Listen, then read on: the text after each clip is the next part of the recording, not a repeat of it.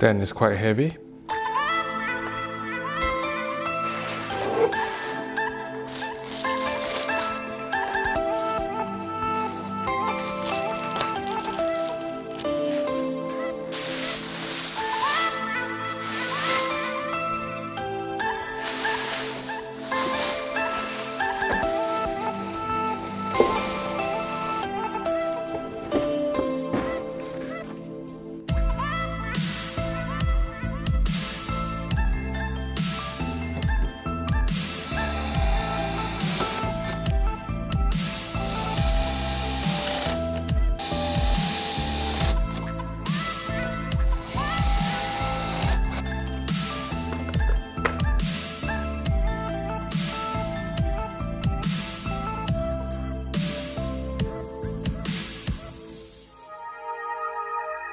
Hello everyone, Vincent here from HDTV Test here. I'm a TV reviewer and professional calibrator.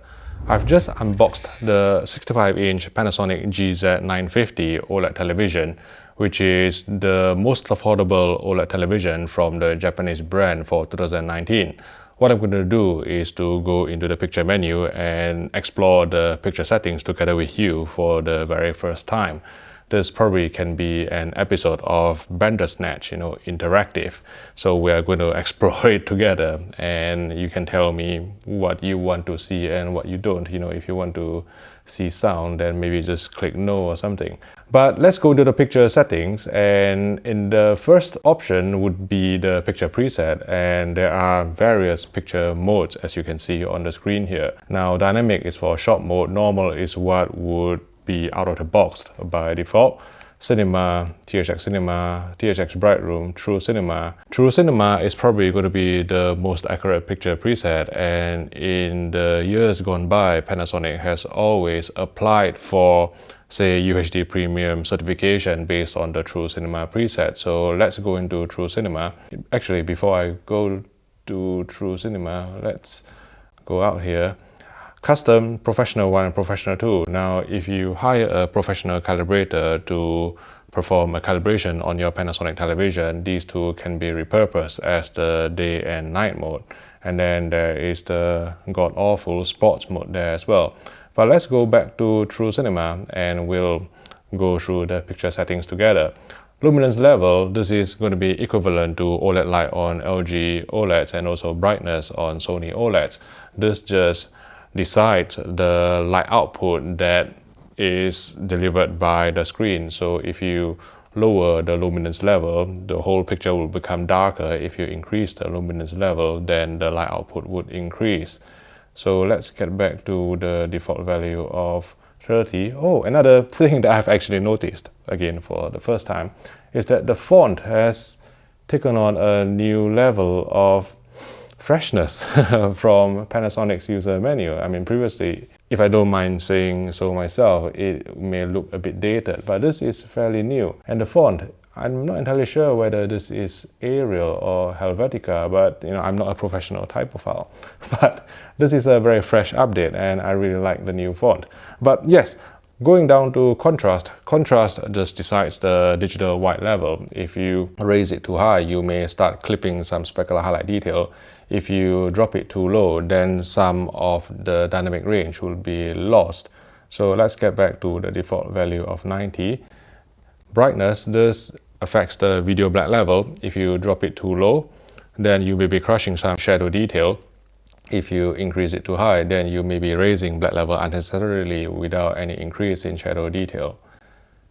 And I see that there is an indicator on the bar here as well, telling us the default value for each setting. So color will generally increase or decrease the color saturation and intensity globally. Tint will rotate the color hues. Sharpness is basically edge enhancement, and from experience of previous Panasonic televisions, the sharpness control on their sets is generally very gentle. You don't really get really obvious haloing or thick ringing artifacts, so maybe it can be used to an even higher level, but again, I'll need to test this in the proper review. Color temperature, these are basically grayscale presets for the television, so you can go to warm 3, which is even yellower, or all the way up to cool 2, which is bluer. We'll settle down on warm 2, which is the default in the true cinema picture mode. Vivid color, again, this will boost the color saturation and intensity, maybe inaccurately. Color remaster, same thing. Ambient sensor, actually, you can probably just read this yourself, because the explanations are there. But ambient sensor, basically what it will do is to adjust the picture on screen based on the ambient light that is detected in the room. There is an ambient sensor somewhere. I haven't actually read the manual, so I don't know where it is. HDR brightness setting, it is grayed out here, presumably because I haven't hooked up this TV to any signal, because I'm just so keen to get in front of the camera straight away. But what this is, presumably, is to do with dynamic tone mapping. Again, I'll have to explore this when I do the proper test within the next couple of weeks. Noise reduction, basically just digital noise reduction control. MPEG remaster, maybe just, yes, it's a MPEG noise reduction, so it will work spatially to reduce mosquito noise.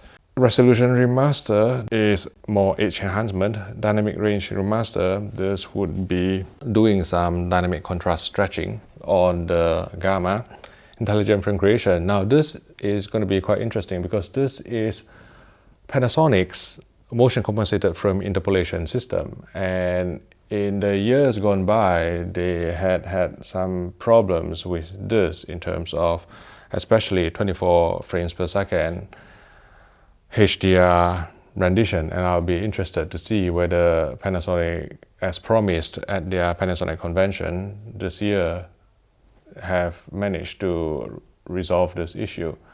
But under intelligent frame creation, you can select the 3 presets of min, mid, and max, and you can again go into custom and independently adjust the blur reduction and the film smooth controls. Blur reduction will be applied on high frame rate content. Film smooth will be applied on low frame rate content. By low frame rate, I mean 24 frames per second or 30 frames per second or 25 frames per second. High frame rate means that it will be applied on 50 Hz or 60 Hz. I want to give a quick shout out to our sponsor for this video. I would like to thank Richard Sounds Manchester for sponsoring this video. They are my local AV store. I know the staff there to be quite friendly and professional and really knowledgeable about the products they sell. So if you are thinking about buying a new television, even if it's not this Panasonic 65GZ950, please support this channel by supporting our sponsor. Call Richard Sounds Manchester on 0333 900 0086. Mention HDTV test and you'll receive great price and service. Black frame insertion, this from years gone by, again, on OLED TVs, it is generally accepted that it is fairly unusable because of the introduction of flicker and also the dimness of the image. But again, I'll be interested to see whether Panasonic has made any advances on that front. If we go down into advanced settings, you can see that the contrast control is off. Color gamut Rec 709, and you can select various color gamut depending on the input signal. Rec 709 for high definition content, Rec 2020 for ultra high definition content, and maybe if you are doing some sort of mastering, you want to replicate the performance of a broadcast monitor, you may actually try and select EBU or DCI-P3 or SEM-PTC, or you can just set the TV to use its native color gamut, but we'll leave it on Rec 709 for now. White balance, this allows us to calibrate the grayscale, and there are 6 controls here. R gain stands for red gain, green gain, blue gain, red cutoff, green cutoff, and blue cutoff. The gain controls affect the brighter portion of the image. The cutoff controls affect the darker portion of the image. And under more detailed adjustments, you can find even more grayscale adjustment that lets you adjust every single 10% interval at the brighter portion, and then as you go towards the darker portion for increased near black precision, Panasonic has put in a 2.5 IRE. Realistically speaking, in the digital world, it should be 2.5% video stimulus, but everyone understands the term IRE, Institute of Radio Engineers. Get back. out and get back out. Color management, this is Panasonic's color management system, or CMS. Usually what I find is that the internal 3D LUT on Panasonic TVs are so accurate anyway, but if there are some minor inaccuracies, you can use these controls here to fine-tune the colors even further to hit the targets that are stipulated in Rec 709 or Rec 2020. And you can adjust the three primary colors of red, green, and blue, and the three secondary colors of cyan, magenta, and yellow. And under each color, there are three further parameters for us to adjust. Hue rotates the tint, saturation increases or decreases the saturation, and luminance just increases the color brightness or intensity or decrease it. If we get out here, gamma, this basically determines how the input signal is being translated to how bright or how dark the picture on screen will be. So let's say if you go for a lower gamma, then the picture would be brighter, more suitable for viewing in a bright room with lots of ambient light. But if you are watching in a pitch black room, maybe you want to go for a darker picture, because then again, if you go for a darker gamma, you will get deeper blacks and more pop and things like that.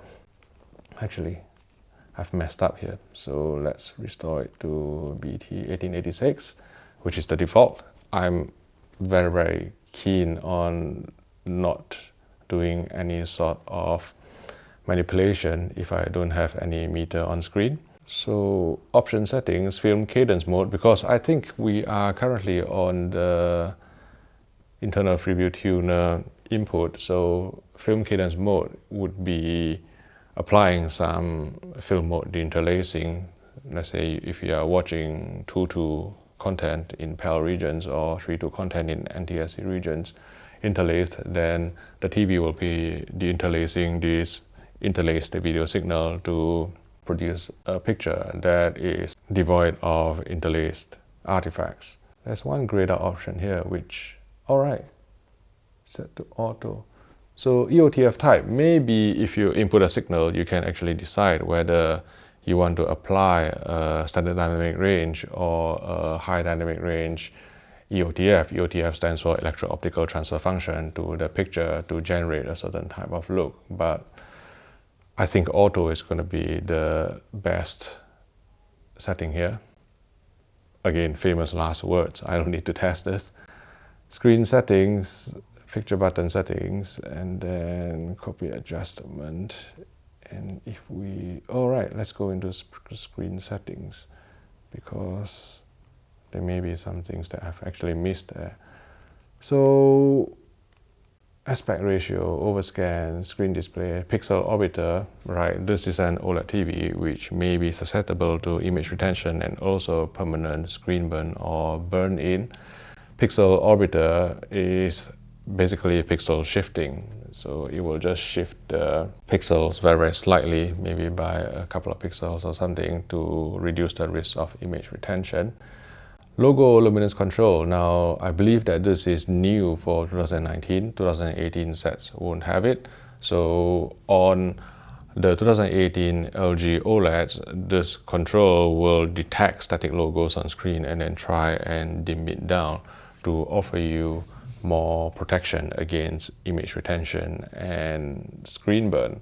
And certainly the description here would say that it selects the panel protection level by logo luminance control. Right, it's just really a roundabout way of saying the same thing, isn't it? But yes, as with most protection, when you're using protection, it's better late than never. So well done, Panasonic. Panel maintenance, again, this will start a long compensation cycle. And again, I stress that you shouldn't use it to try and clear up any uniformity, because in the long run, you may affect the brightness of your set. Picture button settings, copy adjustment. Now this is one function that I can't do without, and for some strange reason I don't actually see any other manufacturer implementing it. So this allows me to copy. Let's say if I calibrate on this input, I can copy to other picture presets on even other input. Alright, I can even copy to Dolby Vision Bright and Dolby Vision Dark. And yes, this TV is compatible with Dolby Vision, and it is the first Panasonic TV with Dolby Vision support. So yeah, I'll be interested to see whether this is going to be using low latency type of Dolby Vision. I will be spending the next few weeks testing and calibrating and reviewing this television. So if you have any questions about this TV, or if there is anything in particular that you want us to test, feel free to leave a comment in the YouTube section below. If you found this video useful, please click the like button and subscribe to the HDTV Test YouTube channel for more videos like this. Thank you for watching, and I'll see you in the next video.